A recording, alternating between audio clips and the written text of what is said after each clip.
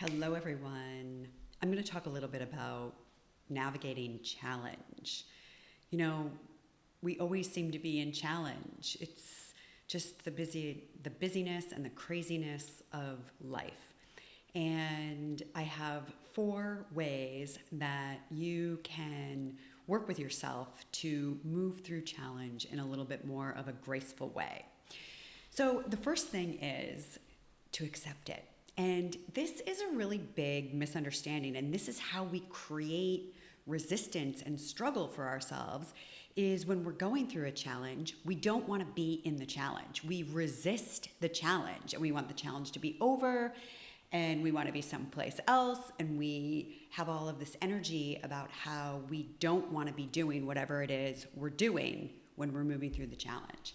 So the very first thing that we can do to really help ourselves is accept it, to just move into cooperation. You know, last year here in Costa Rica, it rained 23 inches in like 8 hours. And there was a landslide on my road where we couldn't get to the house. And we had to evacuate on foot with only what we could carry through like 100 meters of earth. And boy, let me tell you, it was a big challenge. And we were displaced from our home for 10 days. I just had to be with it. I said, okay, God, this is what you want me to be doing today. So this is what I'm doing today. Once we can move ourselves inwardly into that place of acceptance, we let go of the resistance and it becomes much easier to move through whatever the discomfort is. So that's the first thing. The second piece of this is this piece about turning inward. And we underutilize our breath. And I find even for myself when I'm stressed out or, efforting to get through something, I won't be breathing. And our breath is the connection that we have to our life force. It's the connection that we have to our real inner power. So as we come into cooperation with whatever the challenge or the struggle is that we're moving through, it's turning our attention inward and connecting to our breath. Because as we connect to our breath, we draw in information, we draw in wisdom that can give us guidance on the next best action for us to be able to move through the challenge. So that's number 2. You turn your attention inward and you connect it to your breath. Number 3, trust what's happening. Trust the discomfort. We have a false story in our mind that we can't move through discomfort. And nobody likes discomfort.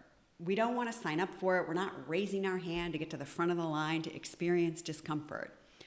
But the truth is, you can do it.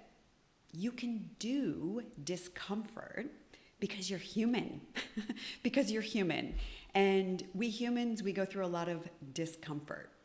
So this is just a really slight, nuanced shift that takes place in our consciousness that, wow, this discomfort is growing me in some way, because no growth ever happened inside your comfort zone. So when you're experiencing this discomfort, you're in a place that you've never been before. You're being invited to navigate something that is unfamiliar to you. And it's in that navigation, it's in that discomfort that if you can begin to trust that that is on purpose, it's for a reason, it really is supporting you in your own personal growth and evolution, then it also reinforces point number 1, and we can let go of the resistance that we have around it.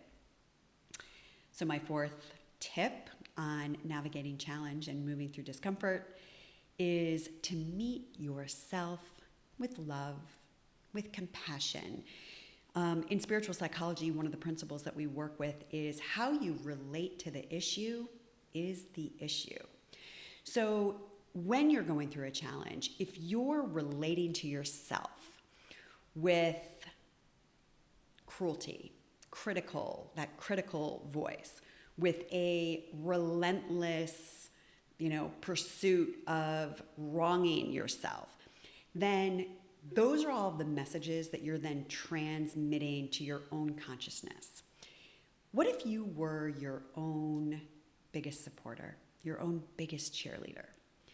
Meeting yourself with love, compassion, acceptance, and understanding, reminding yourself that as a spiritual being having a human experience, we all navigate challenge as a way to our highest potential, as a way to grow and to evolve and to express what we've come here to express in this life. So when we can do it with loving, with tenderness, with gentleness, we begin to evolve the relationship that we have with ourselves. If you found this helpful, please click like and subscribe. My name is Donna Bond, and thank you so much for watching.